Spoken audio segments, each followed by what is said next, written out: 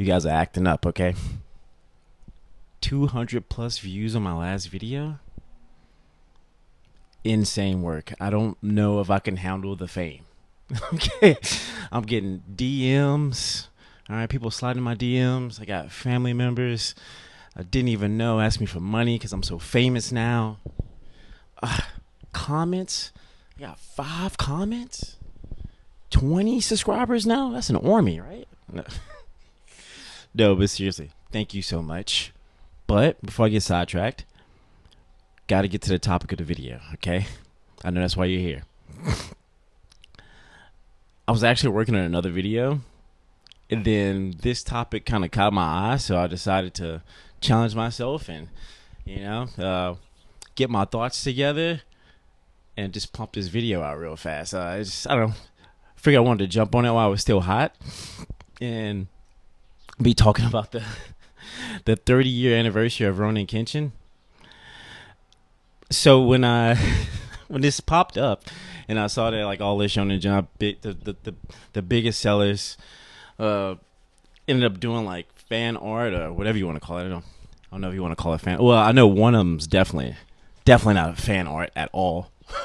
But I saw that, and the first thing that popped in my head was, I don't even know why they thought this was a good idea in the first place, because I heard the creator of Ronin Kenshin got caught up for some pedo actions. But then it had me thinking. I was like, okay, wait a minute. I don't even actually know what he got in trouble for in the first place. So I ended up Googling it, and I went down a rabbit hole, and I know my FBI agent is he's sweating. All right, I'm probably on several watch lists right now because I was flabbergasted with the information I found. And I'm gonna stop sniffling into the mic also. Sorry about that. But then I ended up Googling it, and then I was, I found out what happened, and I got confused. That's what triggered the. Want to say hey?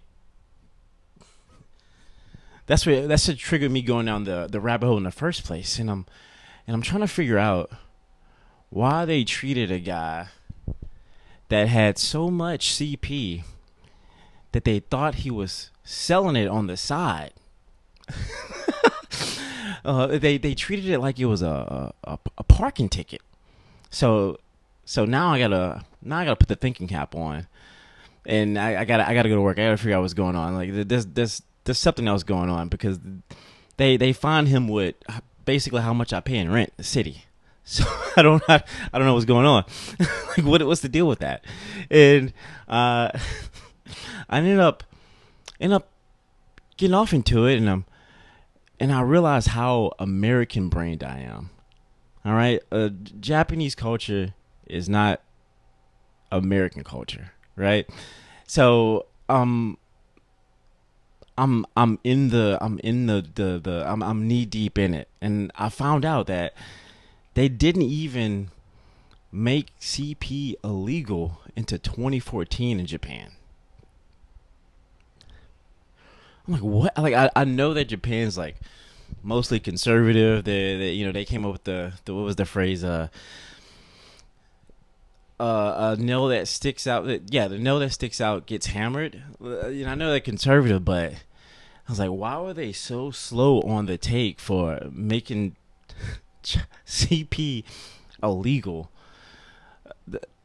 And they only did it literally because they were pressured by the entire world. And like, hey, bro, hey, CP's weird as fuck. You probably need to make that illegal, big dog.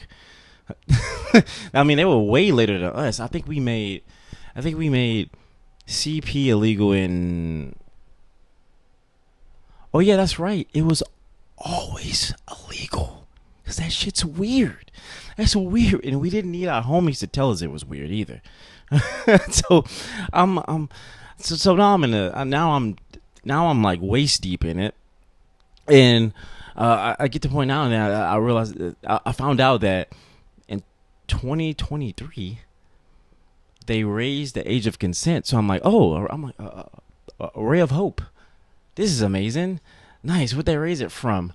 And I found out they raised the 16 from 13. That's diabolical work. Diabolical work, bro. What? So now I'm whipping out the calculator, right? And I found out that Ronin Kenshin was in his height in 1994 to 1999, and I think Nobuhiro was in his later 20s during that time. So he had full mobility. He's this is prime Pedo right here. All right, he can do what he needs to do. So during this time, he could have had sex with as many kids as he wanted to, videoed it, and is gravy. These are straight legal actions here. All right, he's not breaking one crime.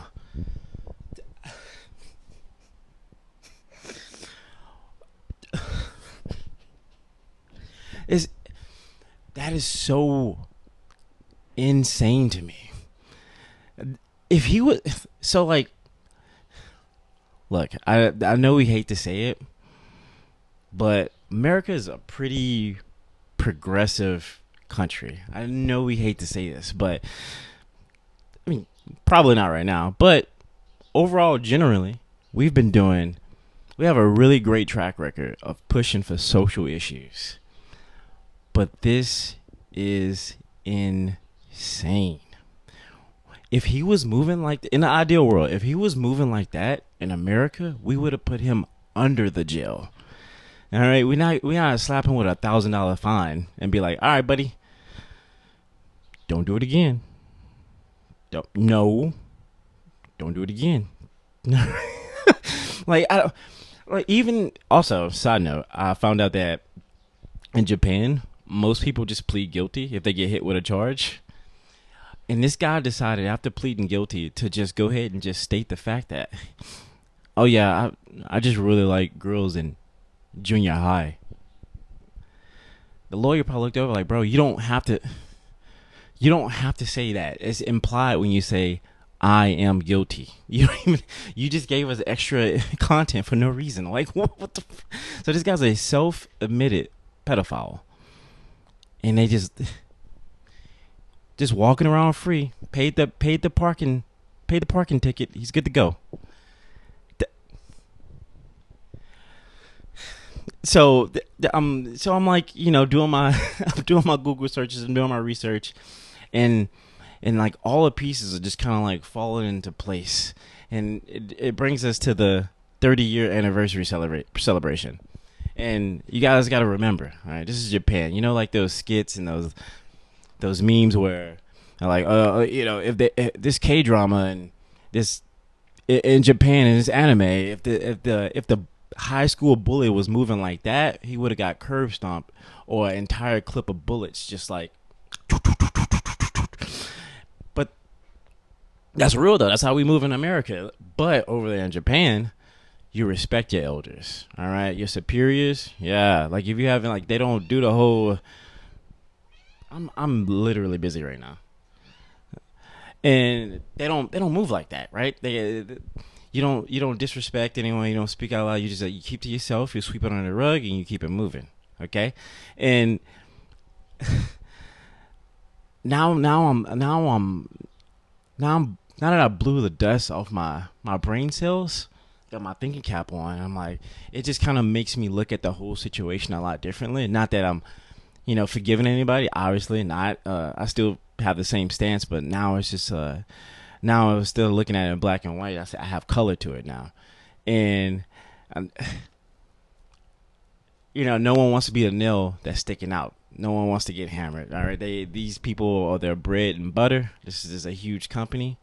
They make they eat off this, okay? And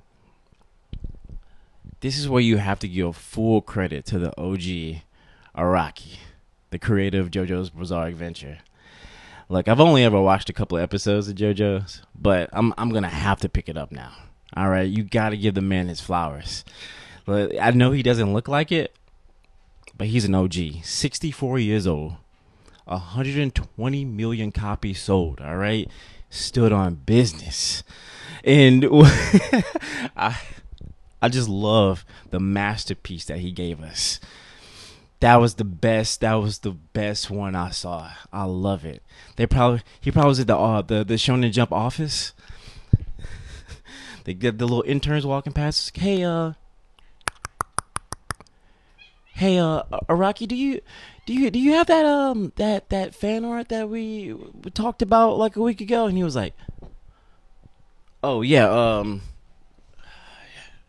probably got like a little sticky note. He's like, all right, does anyone have a pen? Does anyone have a pen? He's like, give me like, no, just hang tight. It's gonna be super quick. I love it. I had to dive more into this guy's background and figure out like more about him, like just the upbringing, because he did what he did was like super crazy. What he did was like you have to give him his flowers. You have to. And I learned that he like grew up Christian for whatever reason, and then he studied like European paintings. And his first couple of mangas were westerns. That which is kind of unheard of in manga. You could tell that he got influences from like a bunch of different areas, and which is why he's like more on the progressive side of things. I mean, just look at JoJo's Bizarre Adventure in general. It's definitely like queer leaning. He has, it has gay characters in there. It's super colorful. They doing like crazy flamboyant poses. It's credit where credit is due, and I love the fact that he found a really cool way to voice his opinion while also still kind of staying inside of like that Japanese culture where he didn't really say anything, but we got the message. It was silent but really loud, and it was something only he can do because he's been doing this for a long time. He's pushing 70. He is the elder and the superior that you're supposed to be respecting. He is the guy that's supposed to be upholding those values of the Japanese culture, and he decided to go his own route, which you just kind of have to respect. It's really cool. I love it. It's something that like Gege Akutami couldn't do, because the guy, relatively speaking, just ended his first manga. He wants to put out another manga, and he's relatively young compared to everyone else. I think he's pretty close to mine. He's 33 years old. All right, he's the new kid on the block. Even though he found like really great success, you still are young, and you're, as far as like career wise, you're the lowest on the totem pole, and they respect the hierarchy over in Japan. That's just the culture. And here's when I get a little disappointed in Oda, which I hate saying because I'm a One Piece fanboy, but he did a glaze fest. He ended up, the irony in the situation is the thing that I'm most disappointed by, because he completely fumbled the chance to be like his main character and be the rebel and fight for what he believes in, or it's so funny to have someone create art and put across a message of like stand your ground. It doesn't matter who it is. It could be the world government. It could be someone with unstoppable force. It could be someone that just can't be touched, but you still stand on business. And he decided to not do that at all. I mean, he really showed some gorp activity with that one. I'm so disappointed. I'm like, he had me thinking he has a few of those DVDs. He might be on a few of those DVDs. I don't know, dude. It doesn't seem like someone that created the world of One Piece and the character Luffy would do. And another, not person, but thing that I'm disappointed in, which I actually don't even, I mean, it's not that there isn't any criticisms towards Shonen Jump or Shania, is I just didn't see any.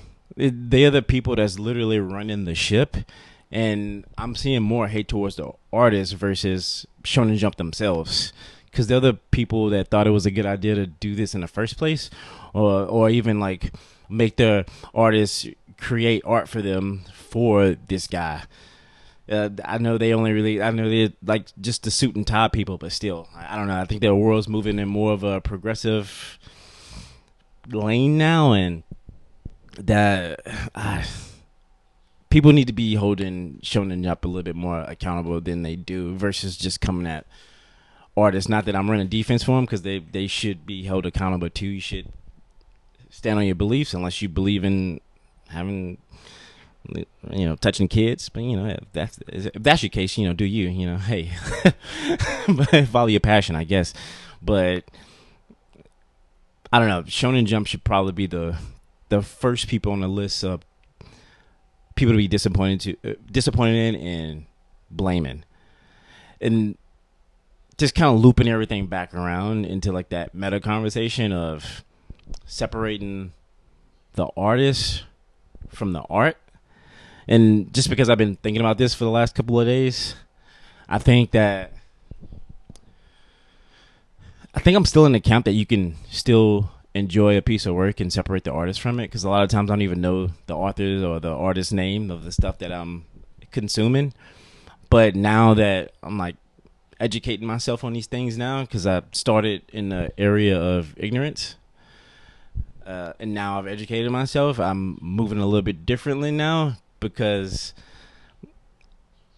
I just find it ironic that Nobuhiro and Oda created Luffy and Ronin Kenshin, and the way they move in real life is moving directly against the messages that they push in their stories. And like Oda is like, oh yeah, stand on your beliefs, be a rebel, but he decided to conform. And then Nobuhiro made a character that protects the youth, actively goes out and harm the youth for decades.